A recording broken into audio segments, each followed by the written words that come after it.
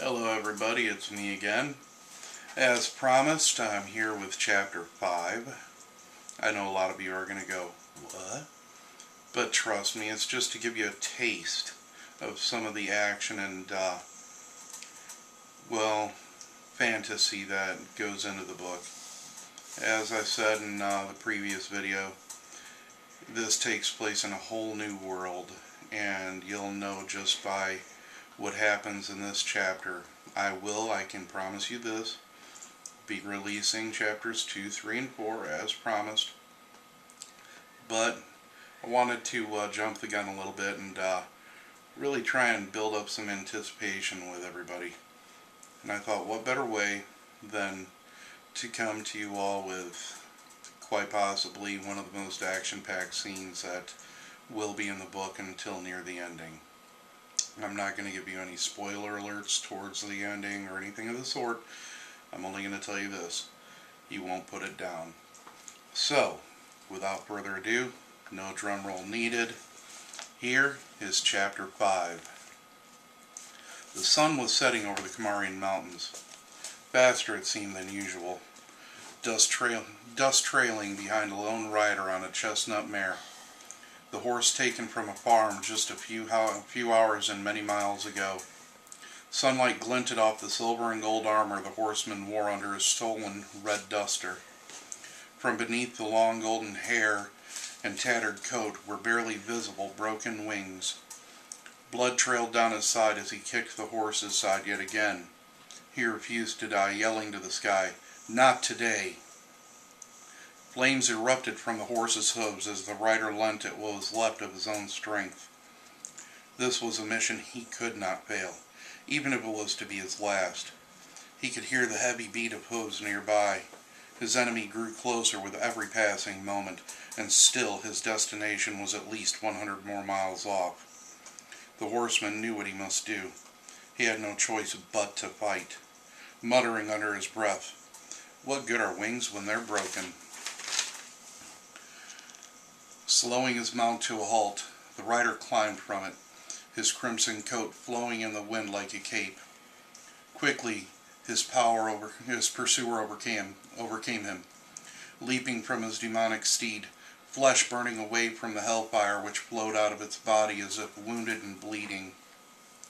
The demon steed's flaming dead eyes stared at its master as he commanded the hell-spawned beast to attack the mare with only a gesture. Wings of black fire shot from his back as the armored assailant ran towards the wounded horseman.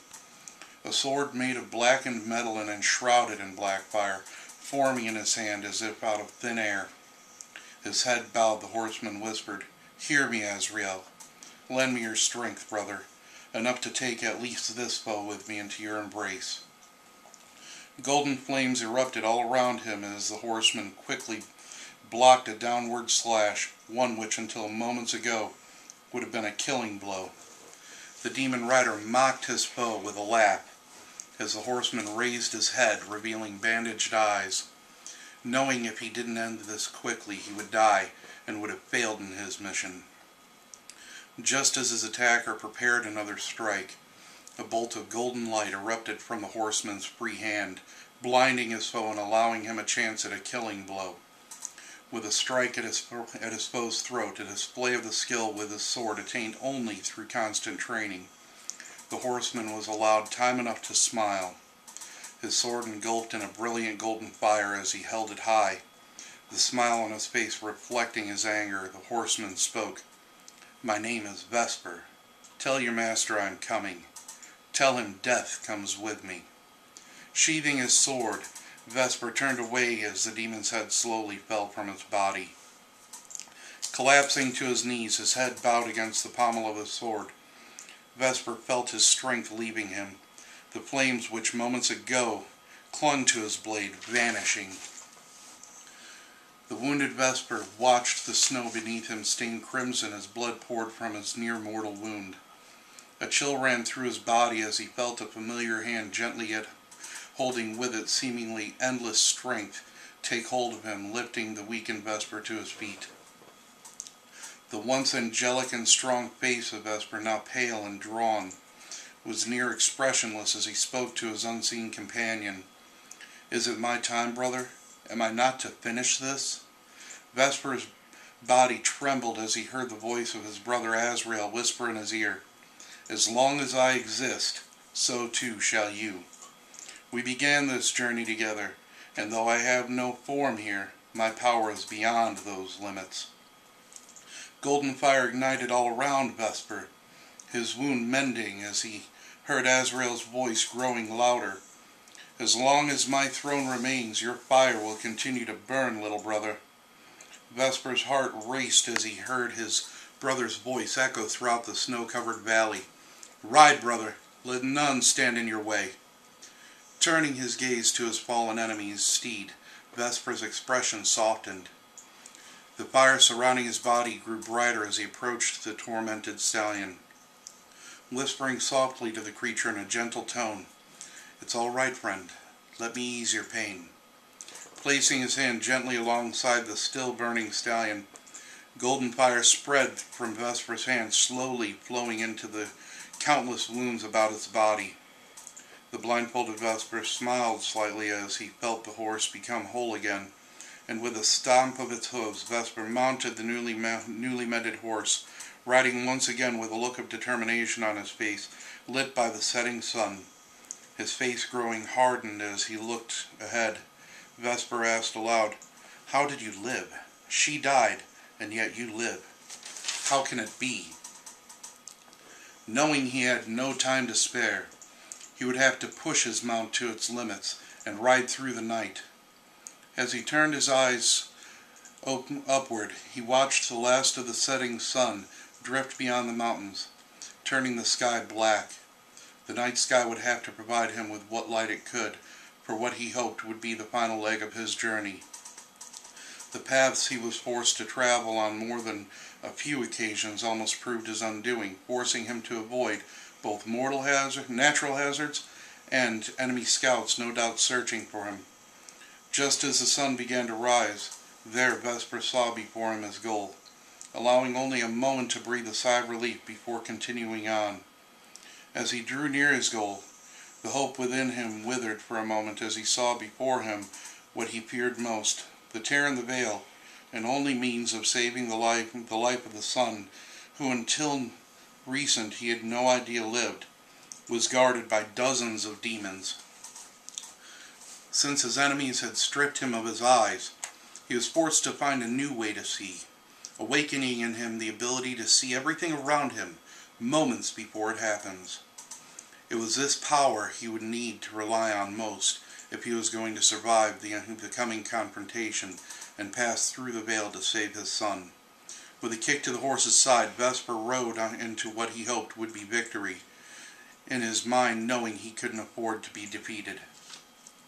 Summoning his ethereal sword once more, the blade almost sang as it cut through the wind, its wielder filled with the desperate rage only a father trying to protect his child would feel. With a swift leap from his mount's back, the coat which covered his broken wings flowed around him like a crimson cloud as he landed quickly on the snow-covered soil at the entrance to the break in the Kamarian mountain range known as the Mouth of the Holies. Ever the skilled warrior, Vesper slid his feet into a wide stance, his fiery blade level with his body. Unmoving, he shifted his eyes about as he prepared himself for what he was sure to be a flurry of attacks from his surrounding foes. His battle beginning faster than a normal warrior would have been able to respond to. Vesper, on the other hand, was no ordinary warrior.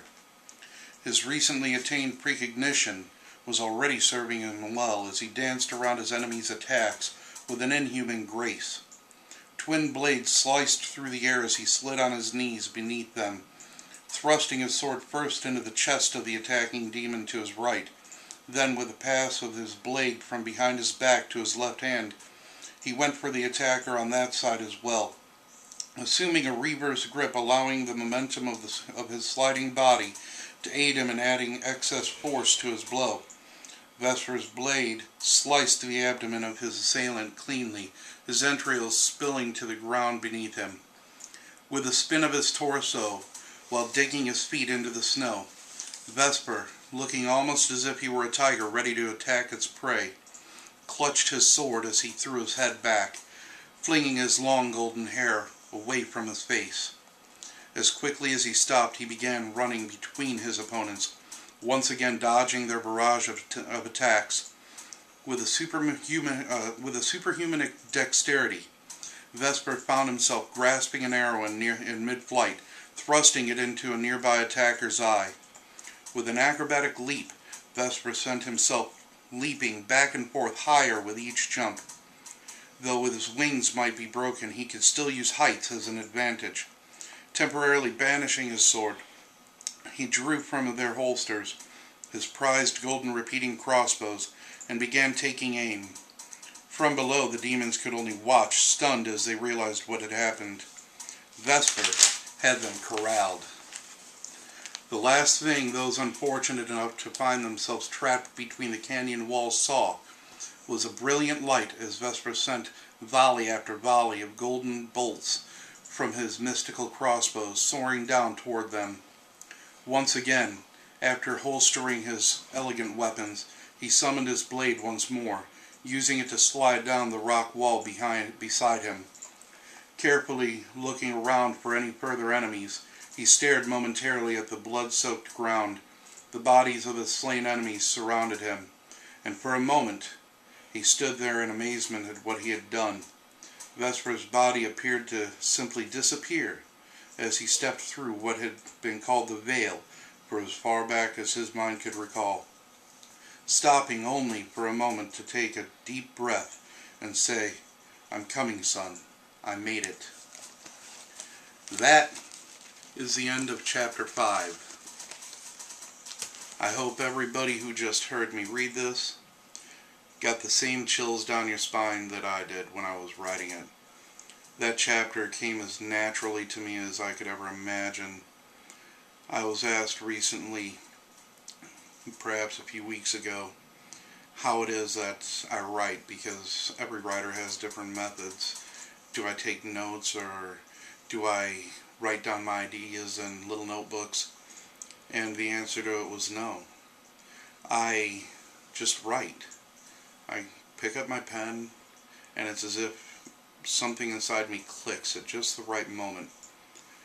I've been known to sit up entire nights with my friend Jay, who many of you have met, and those who haven't will come to know, just bouncing ideas off of him, listening to anything from Johnny Cash to Megadeth to Enya, just waiting for the right song. Music is my ultimate muse. It's what gives me my ideas, gets my gears grinding.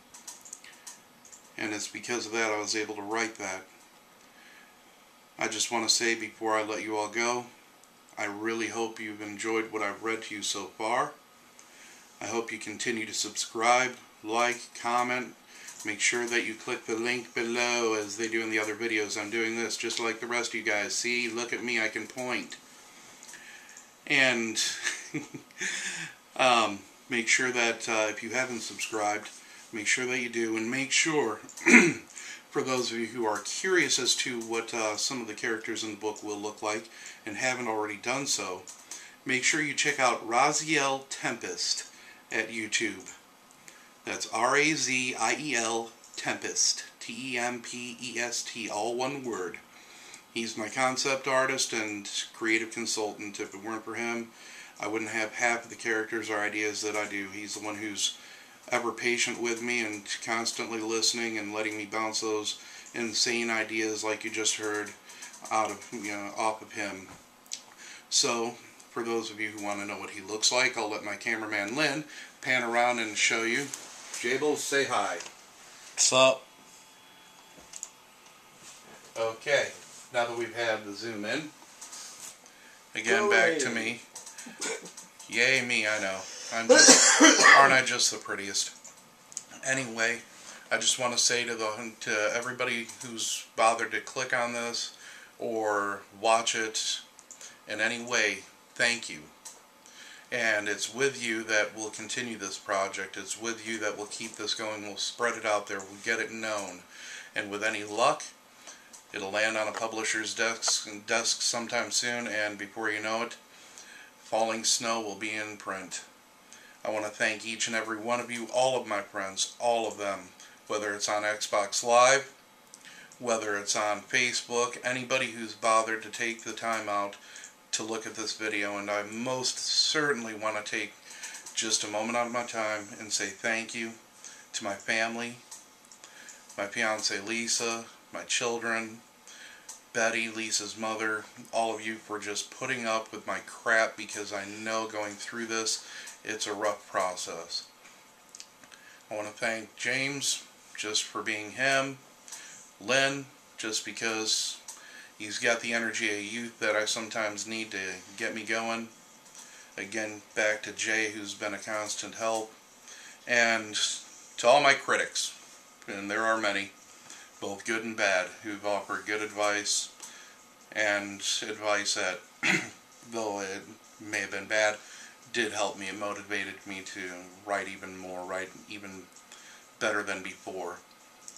So, again, make sure that you have clicked, you've liked, you've subscribed, and don't forget, if you want to know what they look like, if you want to know the ideas that go through our crazy little brains around here that come up with all of this, check out my man Raziel Tempest. You'll love his stuff, especially if you're into the darker art. You know, he's got a really keen eye. He's got some very elegant stuff, but some of the characters in this book are not elegant, are not pretty, and there's one in there, just one. I'm going to give you a little hint. Actually, two. I'm not going to give you any spoilers. Make sure that you look up Azrael, and make sure that you look up X. Those two right there are very key characters in this book. I'm not going to say whether they're good guys, whether they're bad guys, or whether they're anti-heroes in some way. But I'm going to tell you this, they both play very pivotal roles in both this book and the books to come. So, again, not going to take up any more of your time. I've already eaten up enough of it. Thank you, and until Chapter 2, take care.